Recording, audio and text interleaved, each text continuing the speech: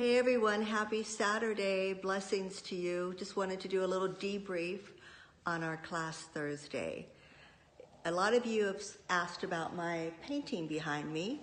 That is by Alexandru Derrida, an amazing master artist and close friend of ours. And he actually did the cover for my book, New Beginnings. This is what we cover or follow with the study.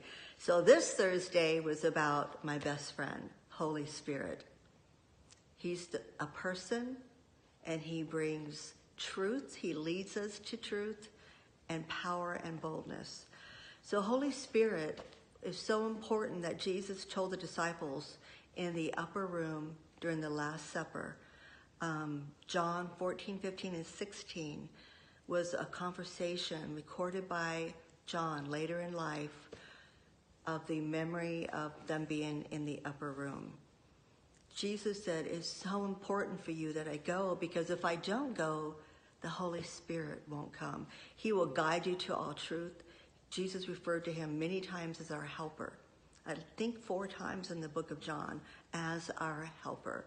He's our comforter.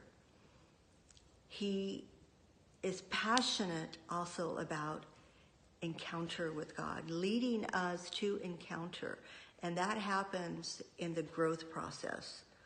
We talked a little bit about how when you have a child and you're teaching them to walk and you're saying, come on, come on. Graham Cook talks about this, and I love this illustration. When the baby falls down, you don't get mad.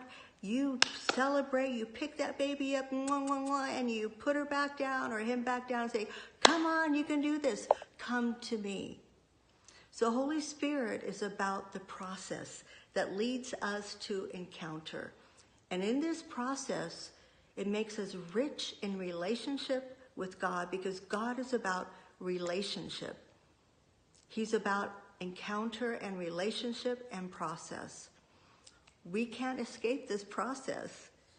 We shouldn't even try. So celebrate the process. Ask Holy Spirit, what is it that you want me to get from this? And even if it seems like it's a hard thing, he promises he will give us an exchange for the hard thing for something good. We have gifts from the Holy Spirit. In 1 Corinthians chapter 12, it talks about the gifts of the Holy Spirit that he gives us to help us. He also says, I think in 2 Timothy, about he's given us everything we need and equipped us to be successful to the glory of God. So we have everything we need to equip us. We have Holy Spirit who talks to us, who teaches us, who leads us, who guides us. And we talked a little bit about towards the end, what is it that could be blocking his voice or that's got us stuck in our process? So we had the privilege of praying with several of you, and God gave you breakthrough. So we're grateful for that. So blessings to all of you. But I want to go into a little bit about what we're going to cover this coming Thursday. It's about following Jesus, having a Jesus culture. When Jesus said to the disciples, follow me, that seems simple enough. But unlike those first disciples, we don't have his physical presence or footsteps to follow. So what does it look like to follow him? Religion says, do this, do that, try to be perfect, follow the rules. They focus on your behavior. But Jesus says, don't try harder. He says, come closer. We can see everything through the fruit of the Holy Spirit. Let me give you a little example. Probably one of the things you've heard me say more than anything as part of my testimony, if you know me, it's God has been faithful to me. He has been faithful. He has brought so many miracles and provision in times when I had nothing. So he's faithful. So if I'm going through something, guess what I'm going to view my circumstances through?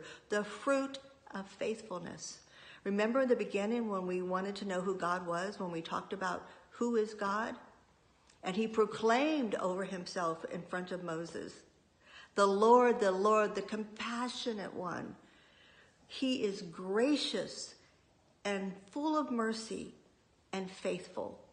That is his attributes, one of the many attributes of God, and the attributes of the Holy Spirit, the gifts that we have been given. So that is how we can see our circumstances through as we follow Christ and we develop a Christ culture or Jesus culture. So how do we come closer to him? We're going to spend time with him through fellowship. I mean, if you're married or you have a friend or a sister or a brother, how do you grow closer to them? You spend quality time with them. And we also have his word that teaches us about him. So there's many ways to follow Christ, and we'll cover that in next Thursday, or this coming Thursday, about talking to God and what can block us from talking to God, or hearing him, I should say. How to make a plan, to be successful in this Jesus culture life. What does that look like? His grace, his mercy. And living your life on purpose, with a purpose. What's that purpose? So anyway, I just want to bless you to have more encounters with Holy Spirit as he leads you to Jesus, into his culture of love. That's the most important thing. It's love. And that's what Jesus spoke about so much in the book of John, about loving God and loving one another. So love you all, bless you all, and I hope you have a fabulous weekend.